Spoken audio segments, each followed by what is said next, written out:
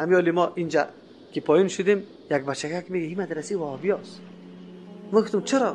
چی رقم وهابی است؟ گفت قرآن میخونه. ماشاءالله عجیب برداشتی. ما گفتم کس تو قرآن نمیخونی؟ گفت من میخونم. تو وابستی.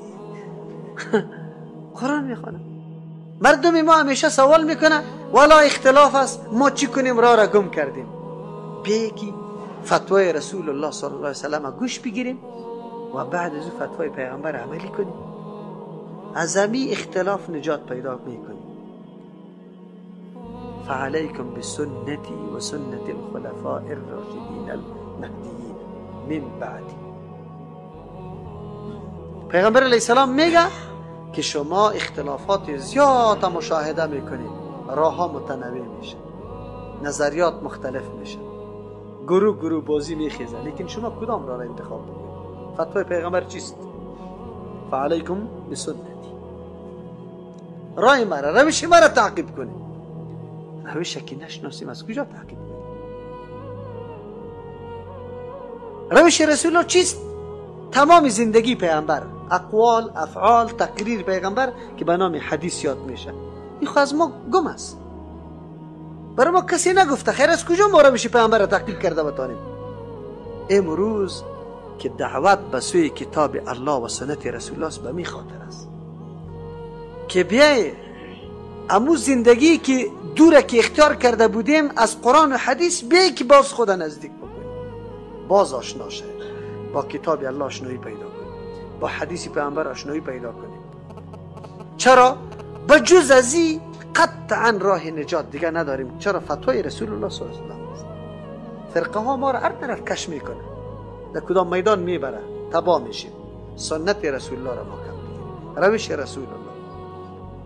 دعوت به سوی کدام گپی دیگری نیست. نعوذ بالله که کسی به یهودیت یا نصرانیت یا هر فرقه که در نظر مردم بد معلوم میشه به فرقه دعوت باشه. نه به سنت دعوت است.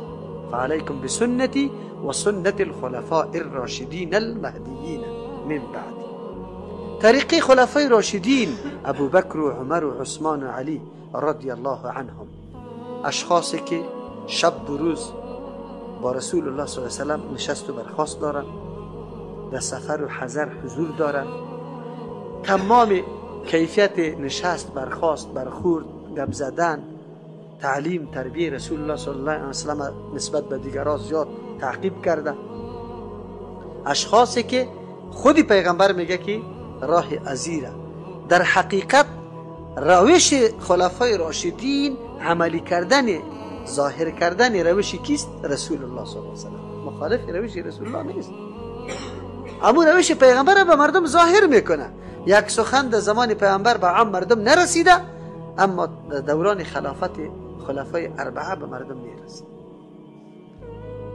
پیغمبر علیه السلام به می اکتفا نمیکنه، گپی تا که دیگر هم پشت سرش میگه عدو علیها بالنواجذ، محکم کنه ایره به دندانهای چی؟ نواجذ. آدم وقتی که یک چیز خیلی محکم میگیره به مو دندانهای علاشه محکم میگیره، چرا که قوت داره. منظوری پیغمبر صلی الله علیه و سلم میفهمید. منظور ایسته که سنت ها اینطور فتنه ها پیدا میشه که سنت میگریز از پیش آدم. مفت نیسته که سنت کسی بگیره تا وقتی که مثل که به دندان علاشه محکم نکرده باشی. راستتان بگوی امیالی سنت از پیش ما میره یا نه؟ مردی خودم است، بیادری خودم است، وفات کرده، من میخوایم به طریقی سنت کنم، از دو طرف از قریه نفر میخیزه قطعا دشمنی رو شروع میکنه. نه این کار که نکنیم من مرده و زنده قطعت نداریم. الله اکبر.